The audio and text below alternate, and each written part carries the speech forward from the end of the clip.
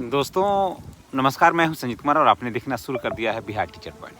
दोस्तों आज बात करेंगे कि विशिष्ट शिक्षक जो सक्षमता उत्तीर्ण करके बने हैं उनके डॉक्यूमेंट्स का वेरिफिकेशन होगा, उसके बाद आगे की कार्यवाही होगी। जी हाँ, जैसा कि आप सबों को पता है कि बिहार में बड़े पैमाने पर शिक्षकों का डॉक्यूमेंट्स वेरिफिकेशन बाकी है। उसमें ज़्यादातर जो शिक्षक हैं वो सक्षमता दे करके अफरा तफरी में नियोजित से विशिष्ट बन गए।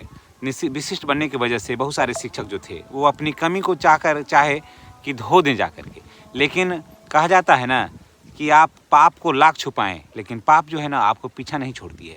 यही स्थिति हो गई विशिष्ट शिक्षकों के साथ में, और उनका डॉक्यूमेंट वेरिफिकेशन होगा और उसके बाद अगर वो गलत पाए जाते हैं तो उन पर कड़ी कार्रवाई की जाएगी। जैसा कि आप सबों को पता है कि लगभग जो है वो 73-74 हज़ार ऐसे शिक्षक थे जिनका नहीं मिल रहा था, मेगा सूची नहीं मिल रहा था। तो ये ऐसे शिक्षक संदेह के घेरे में थे। दरअसल सच्चाई क्या था ना कि ये शिक्षक जो थे, ऐसे शिक्षक नंबर कम था मैट्रिक और इंटर में, और ये लोग जो थे ये थे सेकेंड डिवीज़न, 48 नंबर 50 नंबर था। ये लोग 48 से 88% बना लिया, समझ गए, 45 से 85% बना लिया, और ऐसे शिक्षकों का हो गया सिलेक्शन और रोस्टर के विपरीत इन लोगों की बहाली भी हो गई। तो अब ऐसे में अब सवाल ये उठता है कि जब ये लोग सेकेंड डिवीज़न थी तो आखिर इतना बेहतरीन नंबर आखिर कैसे आया? 48 नंबर लाने वाले को 88 नंबर कैसे हो गया? तो ये सारी बातों की जांच हो रही है, और यही कारण था ना कि पुराने जो रोस्टर था उसे ये लोग क्या किए कि इसको ख़त्म कर दिए, फाड़ दिए, फेंक दिए या फिर छुपा दिए जहाँ भी, जिससे कि यहीं से उनका जो कमी है ना वो उजागर होना प्रारंभ हो गया।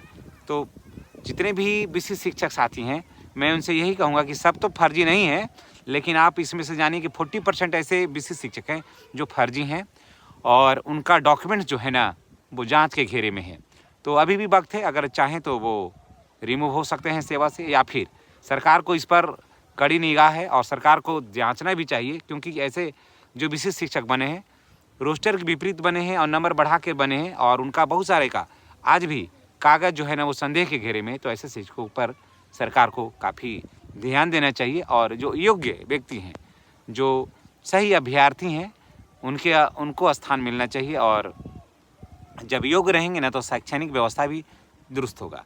दूसरी बात यह है कि जैसे हम एक वीडियो देख रहे थे, वहाँ कहा जा रहा था कि इन लोगों का जो वेतन है जो नियोजित के से अधिक है, या फिर एक इंक्रीजमेंट इन लोगों के पास है, तो ऐसे शिक्षकों को केंद्रीय वेतनमान मिलेगा।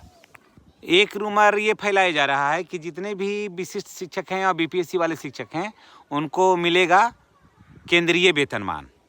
सोच लीजिए, ये ऐसा करके रूमर फैलाते हैं, ना समझते लोग कि इनको मिलेगा केंद्रीय वेतनमान, जब सरकार नियोजित शिक्षक के समकक्ष ही वेतन देने में हफ रही है और नहीं मिल रहा है, और ये लोग मांग रहे हैं कि हमको जो नियोजित शिक्षकों का ही मिल रहा है, तो इन लोगों को केंद्रीय वेतनमान मिलने का सवाल कहाँ से है? संभव है?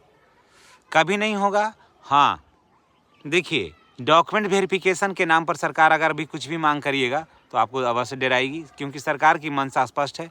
भले लोग सोचते हैं कि विशिष्ट शिक्षक बन गए हैं परीक्षा देकर के, सक्षमता परीक्षा देकर के, लेकिन सरकार के नज़र में माननीय मुख्यमंत्री ने एक बार नहीं 10 बार भी बोला कि मामूली परीक्षा।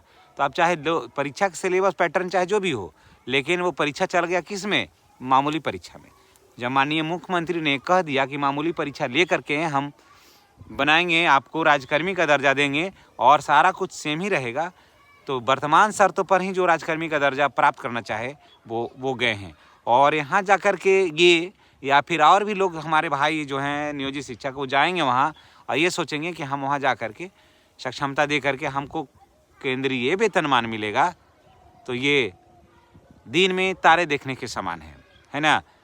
तो ये सब फालतू चीज़ों से दूरी बना करके रहिए, और जो भी विशिष्ट शिक्षक बने हैं सबसे पहले उनका डॉक्यूमेंट वेरिफिकेशन होगा। इसके लिए लेटर जारी होने वाला है, और बड़े पैमाने पर शिक्षक जो हैं जो नियोजित थे और किसी तरह से उनका गलत तरीके से उनका चयन हो गया था, वो सब भी इसी कमी को छुपाने के लिए विशिष्ट शिक्षक बन गए हैं। तो सरकार को ऐसे शिक्षकों के प्रति संज्ञान लेना चाहिए और जल्दी से पकड़ करके ऐसे को कार्रवाई करना चाहिए, ताकि शिक्षा व्यवस्था में जो सही शिक्षक हैं उनको समुचित लाभ मिल सके।